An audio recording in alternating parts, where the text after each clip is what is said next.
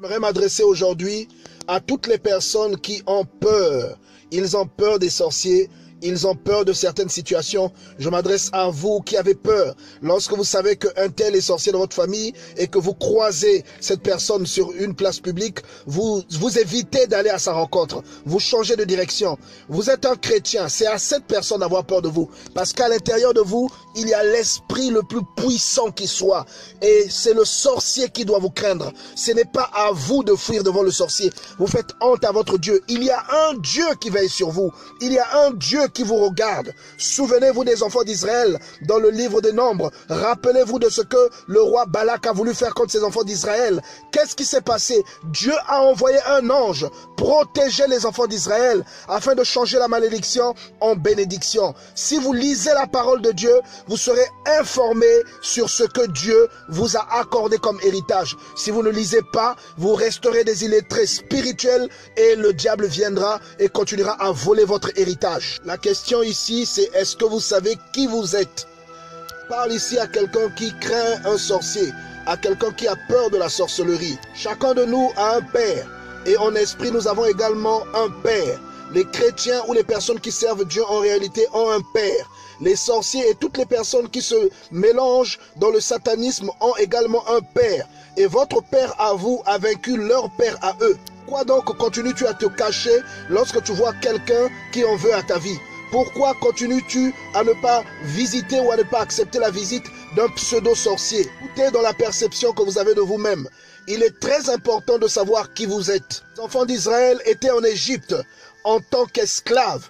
Pharaon, le roi d'Égypte, avait peur d'eux. Ils habitaient la cité de Goshen. Ils étaient réduits à de travaux forcés. Mais Pharaon avait peur d'eux, au point où il demandait à ce que tout enfant mâle soit tué à la naissance. Un roi puissant, qui avait des chars et des chevaux, avait peur de simples esclaves. De la même manière, le diable a peur de ce qui naît en vous tous les jours. Le sorcier a peur de ce qui naît en vous tous les jours. À chaque fois que vous écoutez la parole de Dieu et que quelque chose germe en vous, vous faites peur au diable, vous faites peur aux démons. Pourquoi le diable attaquera toujours chacun des progrès que vous ferez dans votre vie dans le domaine de l'esprit? Chaque fois que vous connaîtrez une parole nouvelle, chaque fois que vous aurez été touché par une prédication, le diable viendra sous une forme subliminale et viendra vous voler ce que vous avez appris et ce que vous avez accepté dans votre cœur. Il vous combattra par les médias, par internet, par certains programmes immoraux, par certaines séries télévisées.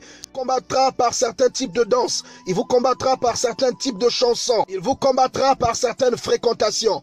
Il vous combattra par certaines addictions. Il vous combattra par certaines habitudes. Il vous combattra par l'abus de certaines choses. Parce qu'il a peur. Il a peur que vous deveniez puissant. Il a peur que vous ne deveniez beaucoup plus fort que lui ne l'est. Alors ces personnes étaient des esclaves. Mais Pharaon avait peur d'eux.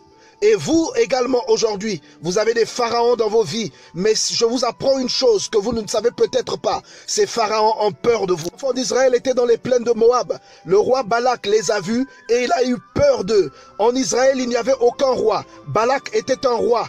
De tout roi qu'il était, il a eu peur des enfants d'Israël. Voilà pourquoi je vous apprends aujourd'hui. Si vous savez qui vous êtes, vous saurez qu'autour de vous, les gens ont peur de vous. La Bible déclare, les nations aux alentours verront que vous êtes appelés du nom de l'Éternel et elles vous craindront. Les enfants d'Israël vivaient dans le désert.